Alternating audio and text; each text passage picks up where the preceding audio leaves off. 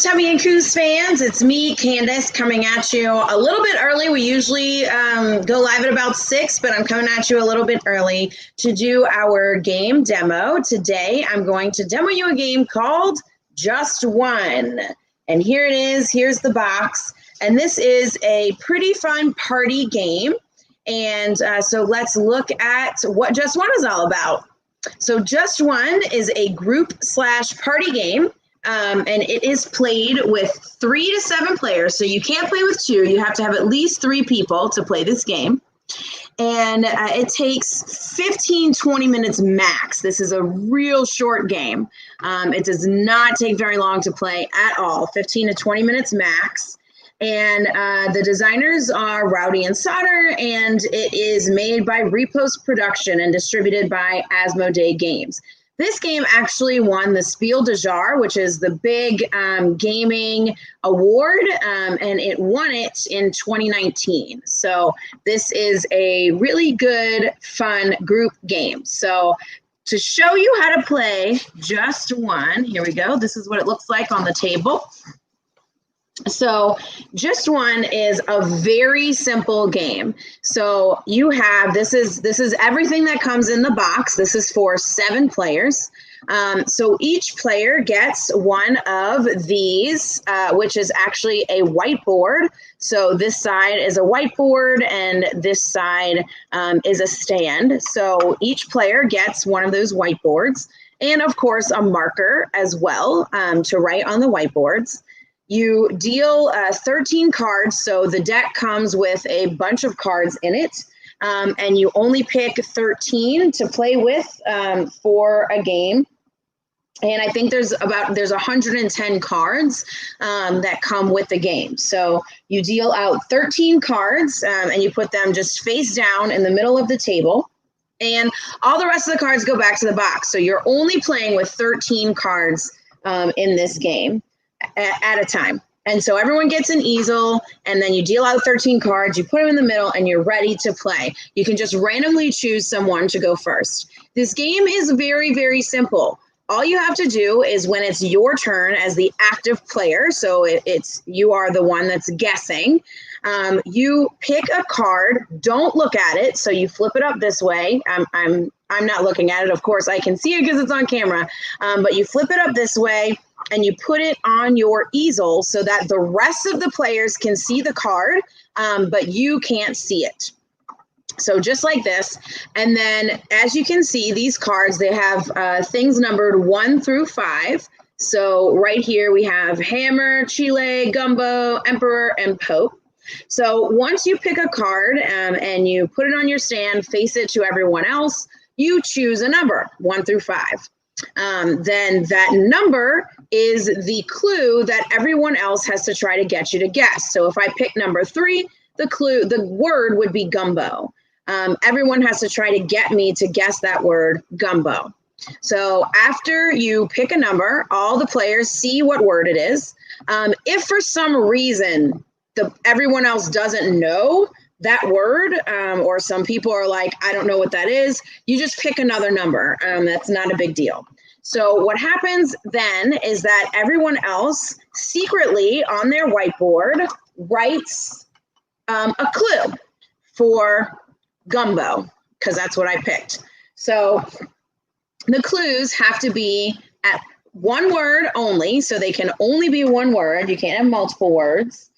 And it can't be a form of the word that is the actual clue. So it can't be that word written in a different way or in a different format. It can't be in the same family as the clue. So, for example, if emperor was the clue, you couldn't write empress as your clue. So you can't have different forms of the word. And you can't write the word in a foreign language because that's cheating. And you can't make up a word. And you can't make a word. You can't give a word that's phonetically identical. So if the word was weather, W-E-A-T-H-E-R, your clue couldn't be W-H-E. So those are like the rules for giving clues.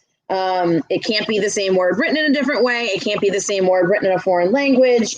It can't be an invented word. It can't be a word that's phonetically identical to the clue word. And it can't be from the same family. So once everyone writes their clue down, everyone secretly writes their clue. So you don't show anyone else what you're writing until everyone is done. When that happens, the active player, so the person who is guessing, closes their eyes, and then everybody reveals to each other, everyone else reveals to each other what their clues were. So say I wrote soup, somebody else wrote south, whatever you wanted to write for your clue. If there are identical clues, then those clues are not shown. So you have to take them out of the game. They're canceled.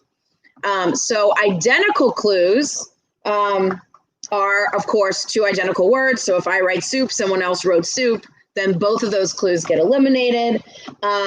You can't have a variant from the same family. So again, if I wrote emperor and you wrote empress, both of those clues would be canceled, or prince and princess, things like that. So you can't have, like, if it's from the same family, it's considered the same word. So you can't have that.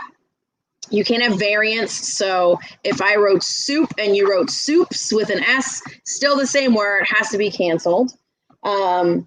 And so those are, I think, most all of the rules. So just make sure that all the clues are unique. Get rid of any identical clues. Keep all the ones that are unique out. And then the person guessing opens their eyes and looks at the remaining clues and tries to guess what the word is. If they successfully guess the word gumbo from this clue, then you're able to take the card and put it in a face-up pile on the table that will show your wins. If you get it wrong, if you guess and get it completely wrong, then you'd have to take this card that you are guessing and the top card of the deck and put it into a discard pile. So you're getting rid of a card if you guess a complete fail. Or you can choose to say, I know I'm not going to get this. I really don't understand these clues. You can choose to pass or skip. If you pass, then you only lose this card and you don't lose the top card of the pile. So if you really don't think that you're going to know what the word is, you definitely want to just pass, because it's better than guessing and getting it wrong. If you guess and get it wrong, you lose 2 cards, whereas if you just pass, you only lose 1 card. So it's better to pass than it is to guess wrong. You keep going until you get through all 13 cards in the deck. At the end, you count how many cards you got right in your win pile. And of course, the more you get right, the better it is. And this is just a fun cooperative game. It's not competitive. And so on the back of the rule book here, it shows like the scores. So of course, if you get all 13 right, you are super perfect. If you get 12 right, you're pretty good, etc. 0 to 3 right, just keep trying. So that's pretty much it. This is really just a fun party game. It is not really meant as far as like keeping score and stuff like that. It's really just meant to be played with a group of friends and to have fun. There is a 3-player variant for when you play. If you're playing with only 3 players, there are some rules that are a little bit different. So just keep that in mind. If you're playing with 4 or more players, it's exactly how I just described. So this is, again, just one. It is a group/party game that takes 15 to 20 minutes max. The player count is 3 to 7 players, and it's from Repos Production and Asmodee Games. So this is a really good party game. It won the Spiel des Jahres last year in 2019. And it's really fun, just a game to play with family or friends. And that's pretty much it. So that's just one. It's really, really easy. It is also not super expensive. I believe this retails for about $25. So just keep that in mind. It's a really great game and one that I think would be really fun for groups of friends, especially, but of course, always family. So it's a fun game. So that is just one. I will be here again next Wednesday to give you another game demo. If you want to order just one, you can go to tubbyandcoos.com and click place order. When you place your order and type it in, make sure that you type in board game just one so that we know that you're looking for the board game and not for a book. And go ahead and place your order there. We can get this in pretty quickly if we don't have it.